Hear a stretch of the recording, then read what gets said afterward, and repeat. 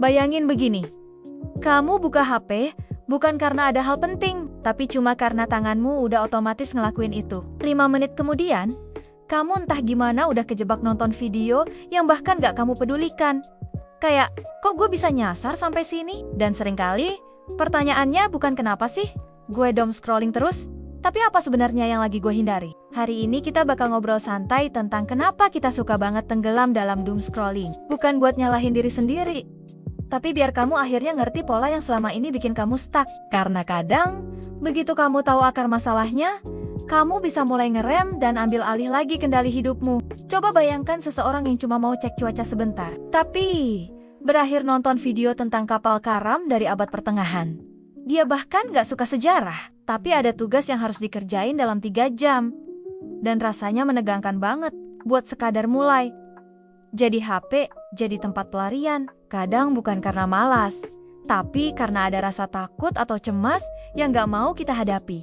Dan anehnya, seringkali cuma dengan memulai langkah kecil, kabut itu pelan-pelan hilang. Atau bayangin, seseorang pulang kerja dengan hati yang capek, presentasi gagal, bos nyebelin, mantan upload foto bahagia dengan orang baru. Dan rasanya semuanya terlalu berat buat dipikirin. Jadi dia buka HP, bukan buat senang-senang, tapi buat mematikan suara di kepalanya sebentar. Masalahnya, perasaan yang dihindari itu gak hilang, dia cuma numpuk, nunggu meledak nanti. Kadang cuma dengan berhenti sebentar, ngakuin apa yang kita rasain, duduk sama perasaan itu, badan kita bisa napas lagi. Ada juga momen kosong, kayak nunggu bus atau duduk tanpa kegiatan. Otak modern kita kayak alergi sama sepi. Padahal di ruang kosong itulah kreativitas mulai muncul. Kita lupa rasanya hadir tanpa layar, merasakan angin, dengar suara sekitar, atau biarin pikiran ngelantur tanpa batas. Bukan hal besar, cuma kembali ke dunia nyata sebentar. Dan lalu ada kelelahan yang sering kita kira bisa disembuhkan dengan scroll 5 menit yang selalu berubah jadi 50. Tahu-tahu mata udah pedih dan badan lebih capek dari sebelumnya.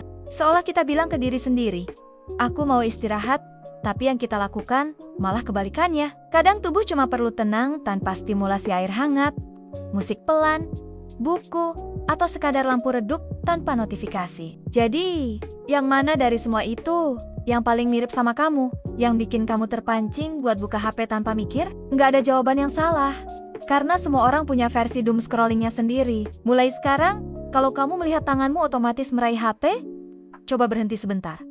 Tarik napas, set timer 5 menit. Lakukan hal lain dulu, dan setelah itu, tanya lagi. Aku masih pengen scroll nggak? Kamu nggak harus benci HP-mu, nggak harus jadi super produktif tiap detik. Kamu cuma butuh sedikit kesadaran, sedikit ruang, biar pilihanmu datang dari niat, bukan dari autopilot. Kalau kamu merasa video ini nyentuh sesuatu dalam diri kamu, mungkin ada juga orang lain yang butuh dengar ini. Dan kalau kamu punya pemicu doom scrolling yang paling sering muncul, ceritain di kolom komentar, siapa tahu bisa bantu orang lain. Merasa nggak sendirian? Terima kasih udah milih nonton ini, dan terima kasih sudah berani melihat dirimu lebih jujur hari ini. Kita belajar bareng, pelan-pelan, buat balikin kendali dari layar yang selama ini ngegiring kita kemana-mana.